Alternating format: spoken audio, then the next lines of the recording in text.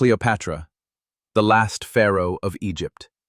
She ruled not just a kingdom, but hearts, legends, and the course of history.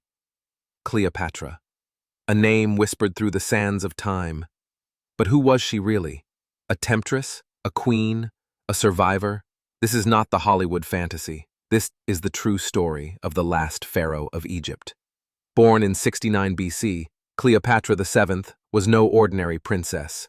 She came from the Ptolemaic Dynasty, a Greek family that had ruled Egypt since the days of Alexander the Great. But Cleopatra was different. While her siblings vied for power, she learned, she read, she listened, and unlike her ancestors, Cleopatra embraced Egypt. She spoke its language, understood its gods, and won its people. But power in Egypt came with a price, and blood was always on the table. At just 18, Cleopatra co-ruled with her younger brother, Ptolemy XIII. But soon, tensions flared.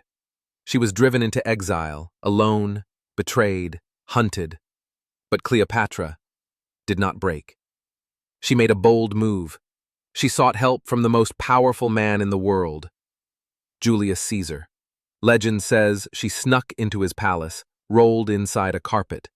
True or not, what followed was history. Caesar was captivated by her intelligence, her confidence, her presence.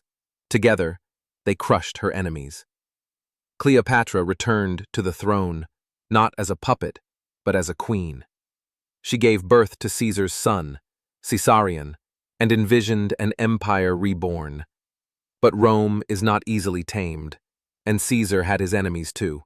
When Caesar was assassinated, Cleopatra's world trembled.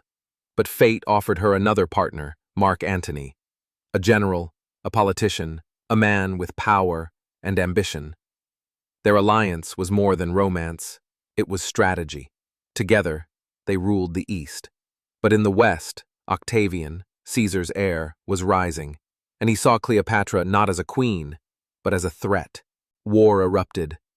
The Battle of Actium in 31 BC would decide it all. Cleopatra and Antony's forces were outmaneuvered, defeated. Rome had won. Antony fell on his sword. Cleopatra, refusing to be paraded through Rome in chains, made her final choice. They say she died by an asp's bite. Others say it was poison, or even a Roman plot. What matters is this: with her death, Egypt fell. The pharaohs were no more.